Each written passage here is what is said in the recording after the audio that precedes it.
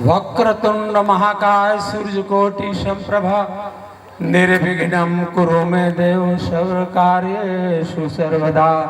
सर्वमंगल मंगले शिवे सर्वार्थ साधिके शरण्ये त्र्यंबके गौरी नारायणी नमस्तुते। आज बड़ी खुशी की बात है कि हमको प्रभु श्री राम के कृपा से इस मंच पर से आकर कुछ कहने का मौका मिली है। हम यहाँ आकर के इस साल प्रथम बार आए हैं, जिसमें लिखा हुआ है कि 52 से यहाँ रामायण के जो प्रचार अभी देख रहे हैं रामलीला के रूप में, इतना आदमी उतना समय से हमेशा आते हैं देखते हैं। इसका कारण क्या है? आदमी एक कथा एक दिन 2 दिन 3 दिन सुनता है तो उसका जी भर जाता है, फिर से लोग नहीं आते हैं। लेकिन 1952 से आज तक एक गांव में, यहाँ के गांव के ही कलाकार से, बाहर के लोग नहीं आते हैं कि तरह तरह के लोग आएंगे उनको देखने के लिए लोग आते हैं। एक ही गांव के एक ही कलाकार को इतना प्रेम से आकर के देखते हैं कि यहाँ पर कोई हाला न गुला, कहीं एक पर थोड़ा सा कहीं कोई प्रचार होता है, कथा होती है, उसमें फोर्स के किसी चीज की बहुत दिक्कत हो जाती है शांति व्यवस्था को बनाए रखने में। लेकिन यहाँ पर बिना कोई प्रशासनिक परिवेश के इतना शांति से और इतना व्यवहारिक रूप से, हमने बहुत जगह, आप लोगों ने भी देखा होगा, मंच में बहुत जगह रामलीला पहले भी होती थी, लोग करवाता था, अपने गांव के लोग भी करते हैं। लेकिन ये परंपरा कि रंगमंच पर जूता चप्पल तक नहीं चढ़ेगा, ये हमने नहीं सुना था और न देखा था।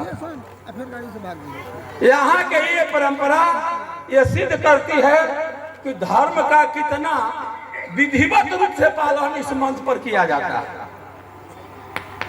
वैसे तो लोग कहते हैं कि धर्म के स्थापना के लिए ही राम आए थे, और उसी राम के जो कथा है हम लोग रामलीला के रूप में हमेशा सुनते हैं और कहते हैं कि राम का जो जीवन कला है, जो पृथ्वी पर धर्म की स्थापना करने के लिए आए थे, उस स्थापना में व्यवहार संबंध कैसे आदमी पृथ्वी पर रहे, इसकी बहुत सतर्कता से पालन किया गया है।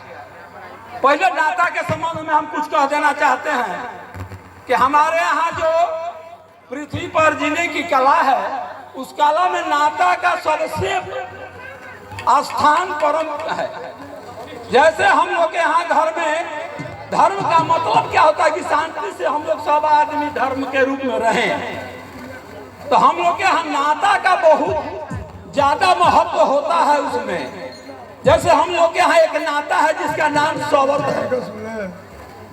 सौवत लोग बारे में इतना लोग बोलता है देहात में कि काठों के सौवत मन नहीं भाती है, लेकिन हमारा रामायण राम का जो बनाया हुआ विधि विधान है, उस विधान में बताता है कि कौशल्या, केकई और सुमित्रा तीनों सवत थी, लेकिन तीनों में आज तक झगड़ा का परिवेश कहीं नहीं देखा गया है, मनमुटाव तक कहीं नहीं देखा गया है। यहाँ तक कि केकई के द्वारा अपना पुत्र के गद्दी देने के लिए वैसा व्यवहार किया गया कि जिससे उनका पति अपना प्राण त्याग दिए, फिर भी कौशल्या सुमित्रा उनसे एक बार कहीं भी कोई रामायण में पढ़ के देख ले, ये नहीं दिखाया गया है कि दोनों का भी कैकेयी जी को प्रताड़ित की हो कि तुम्हारे चलते हमारे पति चले गए। यह सिद्ध करता है कि हमारा सवत को भी जो गांव में हैं, तो उनको कैसे रहना चाहिए सवत के व्यवहार से। बाप किसको कहते हैं? जो बेटा का तकलीफ देकर अपना प्राण त्याग दे, बेटा उसको कहते हैं जो बाप के मन के बात को समझ करके अयोध्या संगति को त्याग दे। लेकिन कैमरा मैन पति उसको कहते हैं जो पत्नी के लिए दर दर भटके, वहां तक काम करे जहां तक उसका समर्थ हो। पत्नी कहीं दूसरा जगह जाने के बाद भी रावण के वैसा जास को देख करके भी उसके यहाँ न झुके और एक व्रत पति का पालन करके ये सिद्ध कर दे कि हम अपना पतिव्रता धर्म से जीवन में वो काम कर सकते हैं जो कोई नहीं कर सकता। अंत में विजय उसी की होती है जो पतिव्रता धर्म पालन करके अपना जीवन किसी भी संकट से उबार ले। ये सिद्ध है कि कोई भी हमारी माता बहनें भाई जितने हैं वो सब लोग ये जाने और समझे। पत्नी को रखने की एक कला होती है। हमारे यहाँ जो कला है, कला सिर्फ 2 ही बात से, घर में आपस में एकता नहीं, सास को ननद और भौजाई में कोई प्रेम नहीं। सास ये समझती है कि हमारा बेटी और पतों में अंतर है, जिसके कारण हम लोग का घर नर्क बना हुआ।